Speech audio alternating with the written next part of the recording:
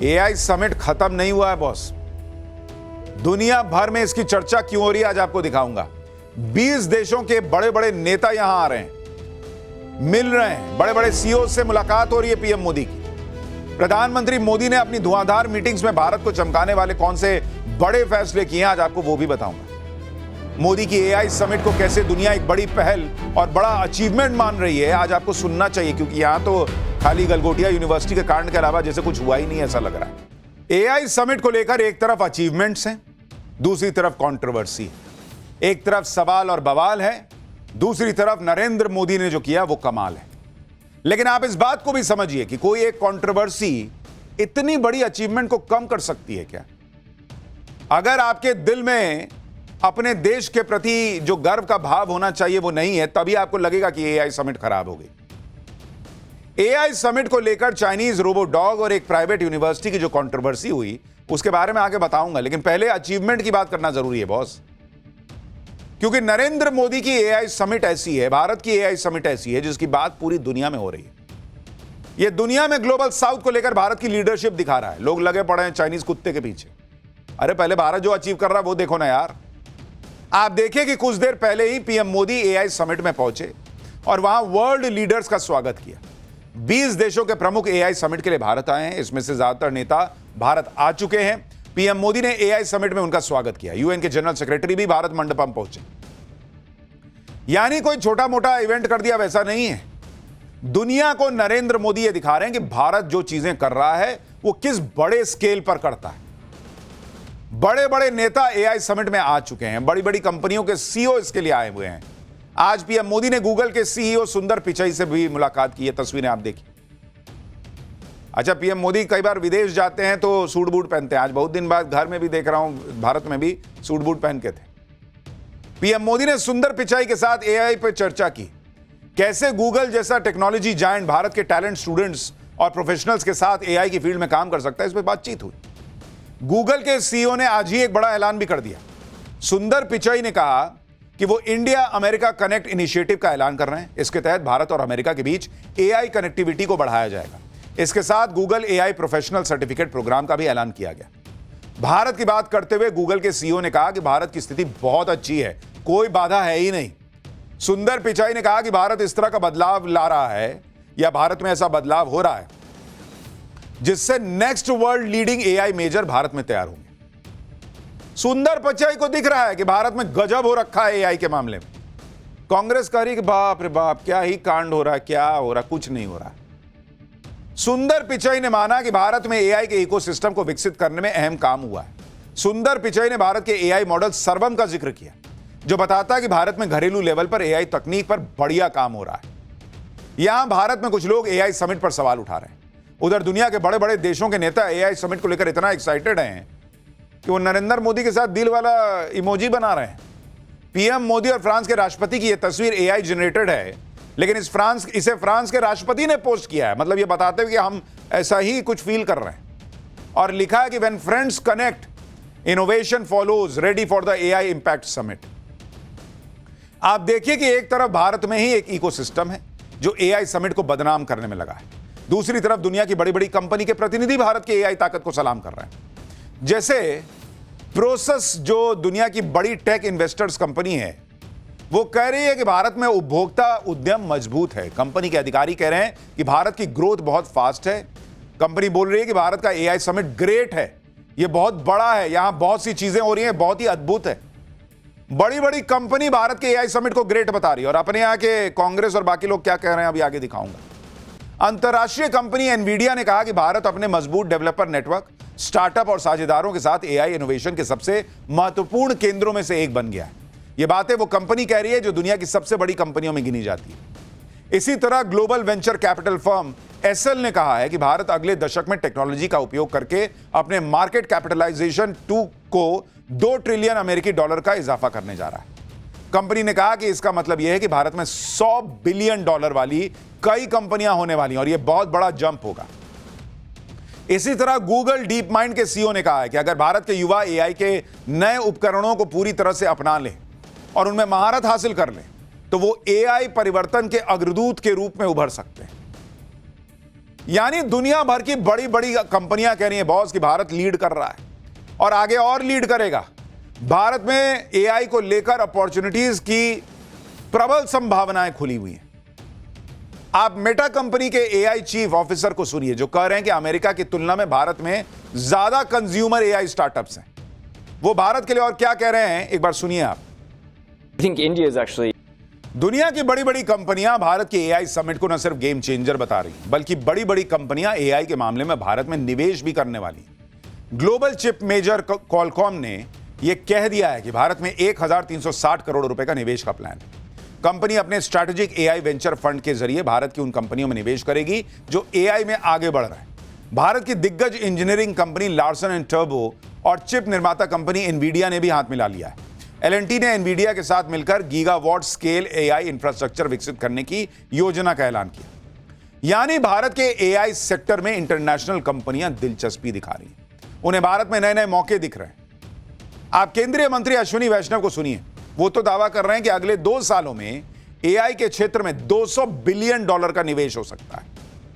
So far, whatever investment commitments we have seen, looks like in the coming 2 years, we should be seeing more than $200 billion worth investment across the 5 layers of AI stack. Bharat में होने वाले AI summit की चर्चा पूरी दुनिया में हो रही है क्योंकि ये एआई समिट ग्लोबल साउथ की आवाज बन रहा है। एआई को लेकर पीएम मोदी का क्या विजन है वो पीएम मोदी ने खुद बताया। एक न्यूज एजेंसी को दिए इंटरव्यू में पीएम मोदी ने कहा कि आत्मनिर्भर भारत में एआई के लिए उनका विजन 3 पिलर पर टिका है: संप्रभुता, समावेशिता और इनोवेशन।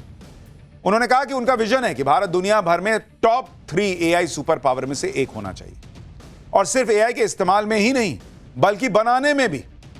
हमारे एआई मॉडल दुनिया भर में इस्तेमाल किए जाएं जो करोड़ों लोगों को उनकी अपनी भाषाओं में सर्विस देंगे।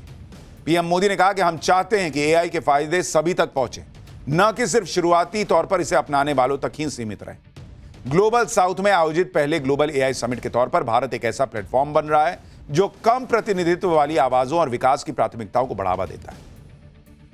युवाओं में एआई से नौकरियां छिन जाने के डर को दूर करते हुए पीएम मोदी ने कहा कि तैयारी डर का सबसे अच्छा जवाब है, इसलिए सरकार स्किलिंग और रीस्किलिंग पर लगातार निवेश कर रही है ताकि लोग एआई वाले भविष्य के लिए तैयार हो सकें। उन्होंने कहा कि सरकार इस चुनौती को भविष्य की समस्या मानकर टाल नहीं रही है, बल्कि इसे आज की जरूरत मानकर काम कर रही है और लोगों में यह स्किल डेवलप करने पर काम कर रही है। इतिहास बताता है कि टेक्नोलॉजी से काम खत्म नहीं होता, काम का नेचर बदलता है और नई तरह की नौकरियां बनती हैं। कुछ रोल बदलेंगे लेकिन डिजिटल बदलाव ने नई टेक जॉब्स भी आएंगी। यानी एआई सबकी नौकरियां खा जाएगा, उस डर को भी पीएम मोदी ने दूर किया कि अरे नहीं बॉस, आप खुद को अपग्रेड कीजिए और अगर टेक्नोलॉजी आएगी तो दूसरे तरह की नौकरियां आएंगी, तो उसके लिए तैयार रहिए। भाई लोग यही तो सोचते थे कंप्यूटर आएगा, बाप रे बाप सबकी नौकरी चली जाएगी। हुआ क्या ऐसा? यह माना कि काम के तरीकों में बदलाव होंगे, कुछ नौकरियां जाएंगी लेकिन कई नई क्रिएट होंगी। भारत में एआई को रफ्तार देने के लिए पीएम मोदी लगातार काम कर रहा है। मोदी सरकार इंडिया एआई मिशन 2.0 पर काम कर रही है। केंद्रीय मंत्री अश्विनी वैष्णव ने बताया कि सरकार जल्दी ही इंडिया एआई मिशन 2.0 लॉन्च करने जा रही है। अश्विनी वैष्णव ने बताया कि जैसे भारत ने यूपीआई बनाया था वैसे ही एआई का यूपीआई बनेगा जो पूरी दुनिया के लिए होगा। केंद्रीय मंत्री ने कहा कि यूपीआई टाइप प्लेटफॉर्म की तरह भारत एआई की सर्विस देगा, यानी भारत ऐसे एआई मॉडल्स तैयार करेगा जो भारतीयों की तो मदद करेंगे, साथ ही ग्लोबल साउथ के कमजोर देशों में भी इसका इस्तेमाल हो सकेगा। भारत में जो एआई समिट हो रहा है उसमें 100 से ज्यादा देश हिस्सा ले रहे हैं। 20 देशों के प्रमुख भारत में, यानी अगले 2 दिन वर्ल्ड डिप्लोमेसी का मेगा शो भारत में हो रहा है। और नरेंद्र मोदी जानबूझ के इसे ग्रैंड लेवल पर कर रहे हैं क्योंकि जब भी दुनिया में कहीं एआई की बात हो, हर आदमी के दिमाग में एआई सुनते ही भारत का नाम आना चाहिए। हर कंपनी के दिमाग में आना चाहिए कि एआई पे कुछ कर रहा हूं तो भारत में जाके करना चाहिए। और इतने लार्ज स्केल पे होने की वजह से वो चर्चा होगी। पीएम मोदी ने G20 होस्ट कैसे किया था, आपको याद है ना? इतना ग्रैंड था कि दुनिया देखती रह गई थी। इससे भारत की ताकत और क्षमता का भी प्रदर्शन होता है। वैसे ही अब एआई समिट के लिए पीएम मोदी ने 20 देशों के नेताओं को भारत बुला लिया। आप देखिए, इन नेताओं के आते ही दोपहर में पीएम मोदी ने दिल्ली के हैदराबाद हाउस में बैक टू बैक द्विपक्षीय मुलाकातें की। दिल्ली में पीएम मोदी स्पेन के राष्ट्रपति से मिले, फिनलैंड के प्रधानमंत्री के साथ चर्चा की, सर्बिया के राष्ट्रपति के साथ पीएम मोदी ने बातचीत की, क्रोएशिया के प्रधानमंत्री भी आज पीएम मोदी से मिले, एस्टोनिया के राष्ट्रपति ने पीएम मोदी से मुलाकात की, कजाकिस्तान के प्रधानमंत्री से भी पीएम मोदी की मुलाकात हुई। इन मुलाकातों के दौरान पीएम मोदी ने स्पेन और फिनलैंड के राष्ट्र प्रमुखों से इंडिया ईयू ट्रेड डील पर भी बातचीत की। उन्होंने कहा कि यह फ्री ट्रेड एग्रीमेंट भारत और यूरोप के रिश्तों के स्वर्णिम युग की शुरुआत है। स्पेन के साथ डिफेंस, सिक्योरिटी, टेक्नोलॉजी पर बात हुई। फिनलैंड के साथ ट्रेड को डबल करने पर बात हुई। 6G जैसे टेक्नोलॉजी में सहयोग बढ़ाने पर बात हुई। मतलब एक पंथ दो काज, सबको बुला के भारत का रौला भी दिखा दिया। देखो यार, हम क्या जबरदस्त एआई समिट कर रहे हैं, और जब आई हो तो थोड़ा बिजनेस की भी बात कर लेते हैं, थोड़ी टेक्नोलॉजी की बात कर लेते हैं, थोड़ा डिफेंस की बात कर लेते हैं, वो भी हो गया। और दुनिया में जो तस्वीर जा रही है वो तो जा ही रही है। पीएम मोदी भूटान के प्रधानमंत्री से भी मिले। उनकी मुलाकात की तस्वीरें वायरल हो रही है क्योंकि दोनों नेताओं ने जिस तरह से एक दूसरे को गले लगाया, उससे ऐसा लगा कि दो देशों के नेता नहीं बल्कि दो भाई मिल रहे हैं। एआई समिट में शामिल होने के लिए फ्रांस के राष्ट्रपति तो पहले ही भारत आ चुके हैं, मैक्रोन। आज ब्राजील के राष्ट्रपति भारत आए। ब्राजील के राष्ट्रपति अपने साथ करीब 300 सदस्यों वाला डेलीगेशन लेकर आए हुए हैं। ब्राजील के राष्ट्रपति लूला दा सिल्वा एआई समिट में शामिल होंगे। पीएम मोदी से द्विपक्षीय बातचीत करेंगे।